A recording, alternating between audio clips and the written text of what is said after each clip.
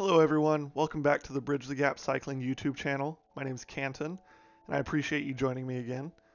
On today's video, I'm going to share with you a recap of my week in the saddle using TrainerRoad, taking a look at the highs, the challenges, and progress that I've made going over the workouts in detail. So strap in and we'll get started. If you haven't watched my first video, feel free to click on it here. You'll see a recap of my FTP test taken earlier this week to set my training zones, as well as a recap of my history as a cyclist. Okay, getting right into the TrainerRoad plan, we see that I had just under 17 hours accomplished this week with a planned 13 hours and 10 minutes. Initially, that plan was a little lower, but with TrainerRoad's adaptive training, workouts were lengthened and upped in intensity based on how I scored in previous workouts. So we already had the ramp test video that you can go back and check out if you haven't seen it, but it came out to a 279 watt FTP, which puts me at right at 3.6 watts per kilo, and set our training zones. As we are in the base phase, the majority of this is a lot of steady endurance. So on Tuesday, we had Terrell is the workout that they call it. It was endurance for 2 hours, 68 TSS. It was just a 5-minute warm-up followed by intervals back and forth at either 62% or 55% of FTP. So just 2 hours in the saddle, basically making sure that we're keeping the legs turning over and building that endurance base. Went really well. I marked it as easy at the end of the ride and let the adaptations happen. Oh, my cat Ponko wants to come say hi. She's going to be joining us. So following Tuesday, on Wednesday was Wyndham, which was a lot more of the same. Wyndham is a touch longer, came out to 85 TSS. And we can see again it was another 5 minutes of warm-up with intervals back and forth at 66 and 55% of FTP. So just a touch higher here, still obviously a very manageable effort. And it was 2 hours and 15 minutes. Again, just taking over the pedals, making sure we're building that endurance base so that once we start adding specificity, we have a solid base that we can build from. Thursday, we had Blencathra, which again is a very similar workout, 2 hours and 30 minutes, 94 TSS. And once again, it was a 5-minute warm-up, 66% FTP, 55%, 66, 55. It was the same workout as the day before, just with a little bit longer of intervals. We also had 2 short rides here. Each were about 10 kilometers, just commuting to and from work.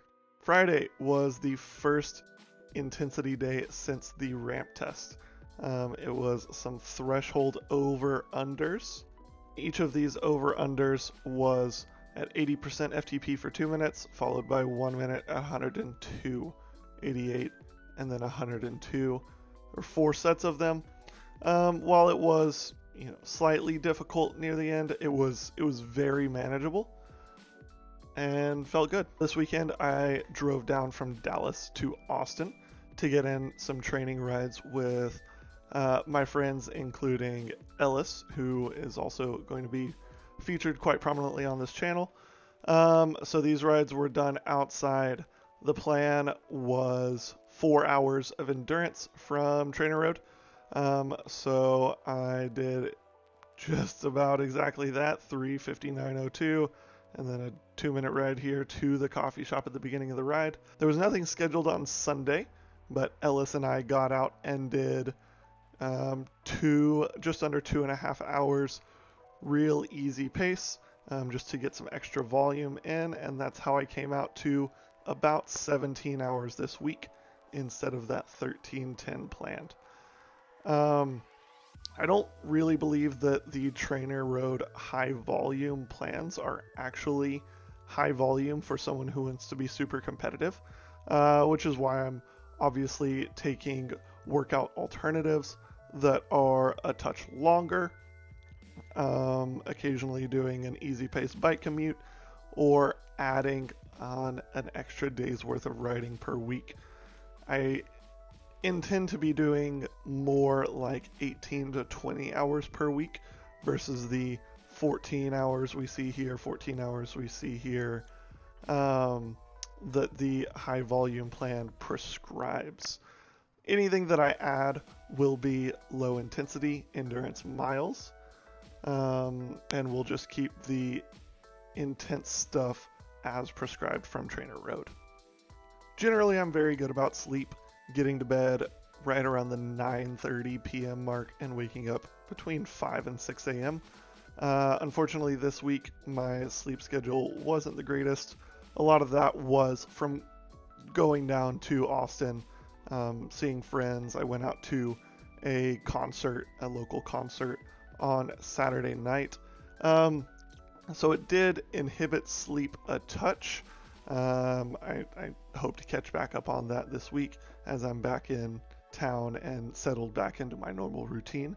But here is a look at how my sleep was this week, averaging just under 7 hours of sleep per night, which isn't ideal, I know. So this week we'll aim to get back more towards that 8 hours a night range. As far as any changes I've seen, it is only the first week and we are in base phase, so there isn't a ton of high intensity stuff that you'd see quick changes from. So we're everything feels about the same as before, and I expect that to remain the theme for the next few weeks until we start getting into maybe the build phase. Most of my rides are being fueled on at least 60 grams of carbs an hour. Most of that is either table sugar mixed into bottles, random candies like Sour Patch Kids, or gels. I've had Morton and Goo both this week. Definitely trying to maintain decent fueling, especially with high volume. I don't want to, like I said, I don't want to lose too much weight, and I want to make sure that any of these training adaptations are properly fueled so that I can see the most gains possible from the work I'm doing. Ellis and I videoed some of our ride, and I'm excited to share it with you a little later this week. I appreciate you tuning in and checking out my training log. Please let me know if there are any suggestions you have for the video, for how I'm training, and for what I can do better. If you're interested in seeing more content like this, feel free to subscribe and like the video. I really appreciate it. Thanks, and have a good rest of your day.